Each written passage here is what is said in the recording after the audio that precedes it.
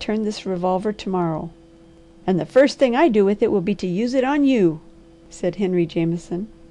"I'll report that threat to the police, so that they can see you properly hanged if you do," retorted the Harvester as he followed the Girl. "Where is his gun?" he asked as he overtook her. When he reached the house he told her to watch the door. He went inside, broke the lock from the gun in the corner, found the trunk, and swinging it to his shoulder, passed Henry Jameson and went back through the woods. The Harvester set the trunk in the wagon, helped the Girl in, and returned for the load he had dropped at her call. Then he took the lines and started for Onabasha. The Girl beside him was almost fainting. He stopped to give her a drink and tried to encourage her. "Brace up the best you can, Ruth," he said. "You must go with me for a license. That is the law. Afterward I'll make it just as easy for you as possible. I will do everything, and in a few hours you will be comfortable in your room. You brave girl, this must come out right. You have suffered more than your share. I will have peace for you the remainder of the way." She lifted shaking hands and tried to arrange her hair and dress. As they neared the city she spoke. "What will they ask me?" "I don't know, but I am sure the law requires you to appear in person now. I can take you somewhere and find out first." "That will take time. I want to reach my room. What would you think?" "If you are of age, where you were born, if you are a native of this country, what your father and mother died of, how old they were, and such questions as that, I'll help you all I can. You know those things, don't you?" "Yes, but I must tell you." "I don't want to be told anything," said the Harvester. "Save your strength. All I want to know is any way in which I can make this easier for you. Nothing else matters. I will tell you what I think. If you have any objections, make them. I will drive to the bank and get a draft for what you owe, and have that off your mind. Then we will get the license. After that I'll take you to the side door, slip you in the elevator and to the fitting room of a store where I know the manager, and you shall have some pretty clothing while I arrange for a minister, and I'll come for you with a carriage. That isn't the kind of wedding you or any other girl should have, but there are times when a man only can do his best. You will help me as much as you can, won't you?" "Anything you choose. It doesn't matter. Only be quick as possible." "There are a few details to which I must attend," said the Harvester, "and the time will go faster trying on dresses than waiting alone. When you are properly clothed you will feel better. What did you say the amount you owe is?" "You may get a draft for $50. I will pay the remainder when I earn it." "Ruth, won't you give me the pleasure of taking you home free from the worry of that debt?" "I am not going to worry. I am going to work and pay it." "Very well," said the Harvester. "This is the bank. We will stop here." They went in and he handed her a slip of paper. "Write the name and address on that," he said. As the slip was returned to him, without a glance he folded it and slid it under a wicket. "Write a draft for $50 payable to that party, and send to that address, from Miss Ruth Jameson," he said. Then he turned to her. "That is over. See how easy it is. Now we will go to the court house. It is very close. Try not to think. Just move and speak." "Hello, Langston," said the clerk.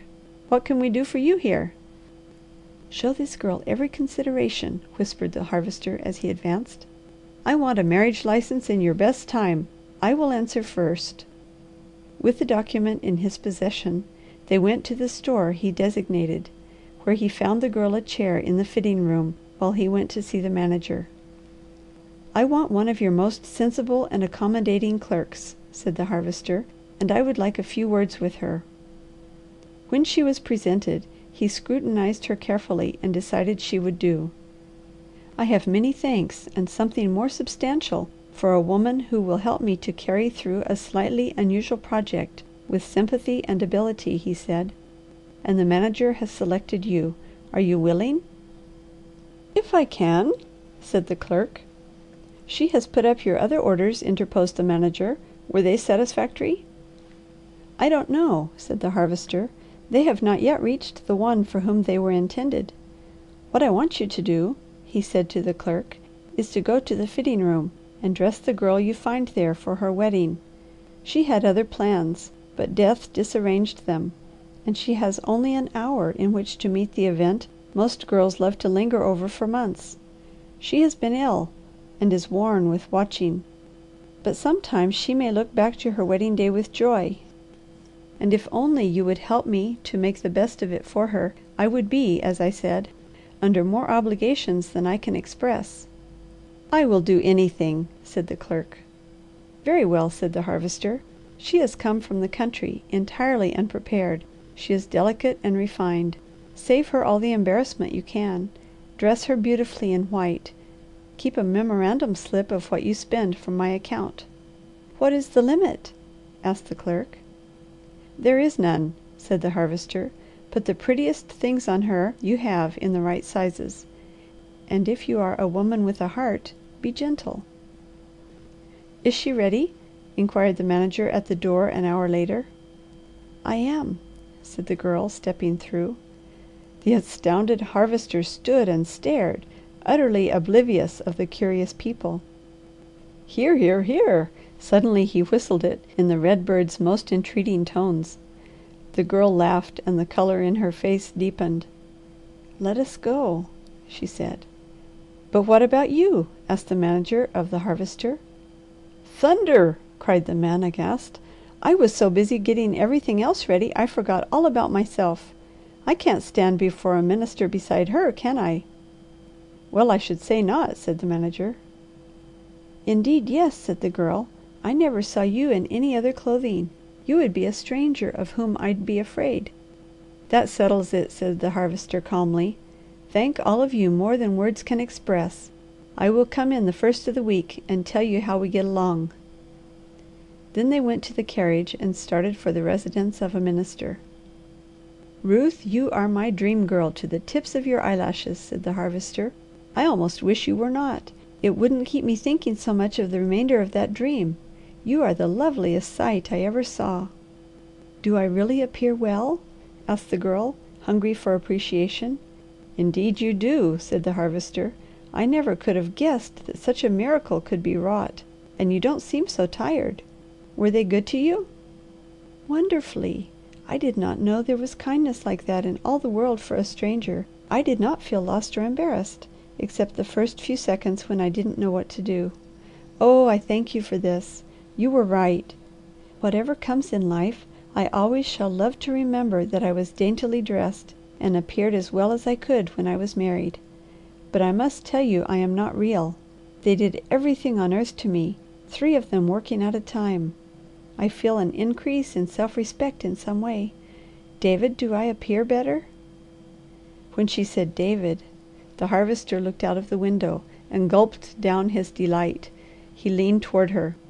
"Shut your eyes and imagine you see the red bird," he said. "In my soul I am saying to you again and again just what he sang.